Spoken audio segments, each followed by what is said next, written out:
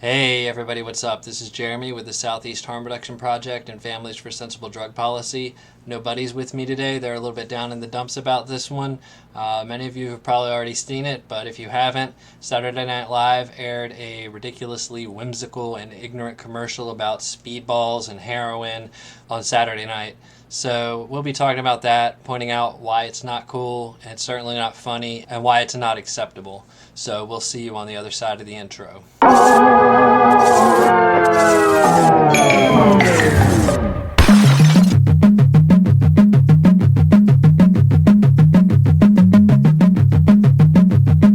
So we all know Saturday Night Live has been hanging on by a thread for years, but maybe this will be the thing that does it in. Sketch opens with Julia Louis-Dreyfus, who hasn't been funny since Seinfeld ended, playing what appears to be a soccer mom.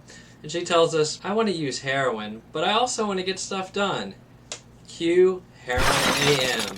So I can get jacked up on Skag and then get to work. Then we transition to Beck Bennett, who plays a soccer coach and has never been funny. And he's talking to us, and then we see him passed out on the sidelines. When I called timeout to inject black tar heroin, there was almost a stigma about it. Wow, really, Beck?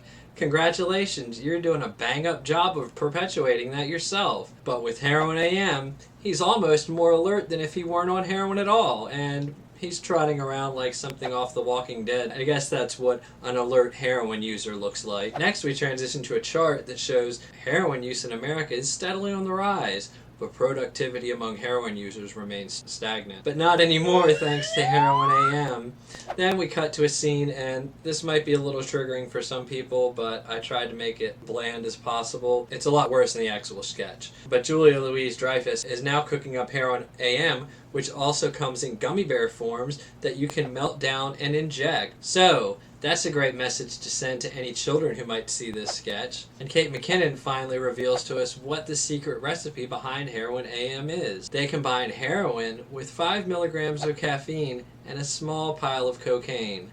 All images that could be triggering, except the caffeine, I guess, but there's a bag of heroin, a pile of what looks to be cocaine. And then, a la the pharmaceutical commercials, we hear the side effects, which are, it's heroin, so all that stuff.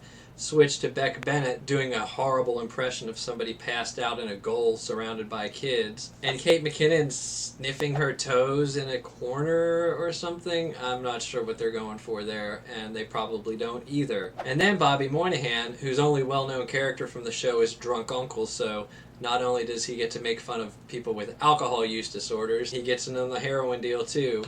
He tells us, wow, this might be the first afternoon Mom doesn't need a nap. Sexist much, guys? Then it just turns into this surreal scene with Julia Louis-Dreyfus giggling intensely and hallucinating, and she sees these visions of dragons and swamp creatures, or it just goes off the rails there. And then finally it wraps up with Julia Louis-Dreyfus. She really must love this frickin' sketch. She's in the driver's seat of a school bus full of children and tells us, before she closes the doors, I went from nodding off to nodding yes to more heroin. And then she drives the bus down the street. I'm surprised she didn't take it off a cliff or run it into a house. So the sketch wasn't entirely predictable. Yeah, pretty ignorant, not funny. Now, I've heard some people try to excuse this sketch as satire, but satire usually has some kind of political focus. This doesn't. Satire is about punching up at the powerful, not stomping down on marginalized and stigmatized people. We get enough of that. I've seen people try to excuse this as comedy, as if that's a free pass. For one, it's not funny. And labeling something as comedy doesn't just automatically absolve it of whatever ignorance they're perpetuating. It's not comedy, it's not satire, it's just lazy writing, which is one of the few things the writers at SNL have seemed to master over the last couple decades. They go out of their way to use every stigmatizing term that they can muster: skag, black tar heroin, meltdown and inject, chasing the dragon, heroin, heroin, heroin, cocaine, caffeine too. It would be offensive if it weren't so insipid. But still, media portrayals of people who use substances like heroin have real-world consequences, and they're really harmful. The skit mentions stigma, but what exactly that means seems to go completely over the head of the writers. Never mind that there are people who use heroin and manage to be completely productive. I know some of them, and they're all smart enough to tell you that mixing drugs is incredibly dangerous, and we go out of our way to try and educate people about that. So, thanks for setting us back 20 years where your comedy writing skills are stuck, SNL. I can't guess what the skit was trying to accomplish other than bringing attention to a television program that's on its last legs.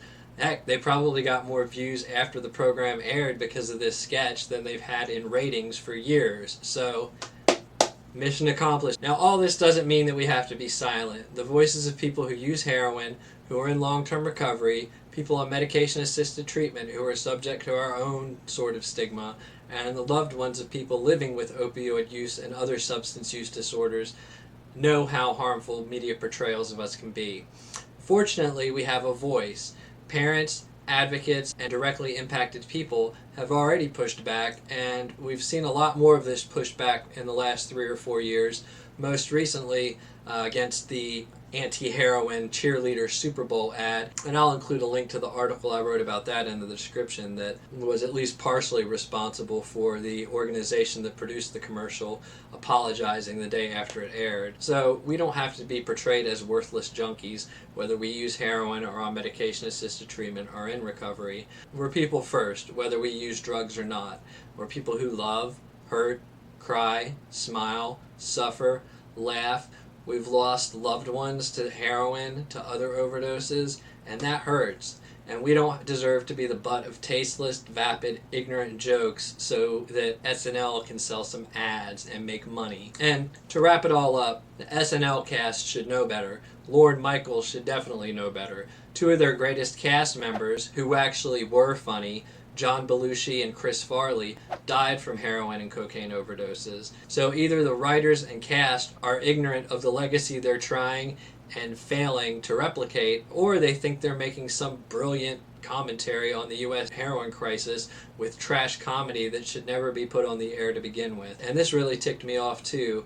At the end of the sketch, I know they put an applause sign up so that you'll know when to laugh, but everyone in the audience who clapped and whistled and hooted at the end of that sketch, you don't get a free pass either. You're part of the problem, and you need to educate yourselves too. So that's it. There's not really much more to say.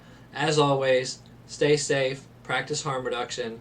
Thanks for watching. I'll put some more information in the description below. Click the subscribe button for more on harm reduction and overdose prevention, and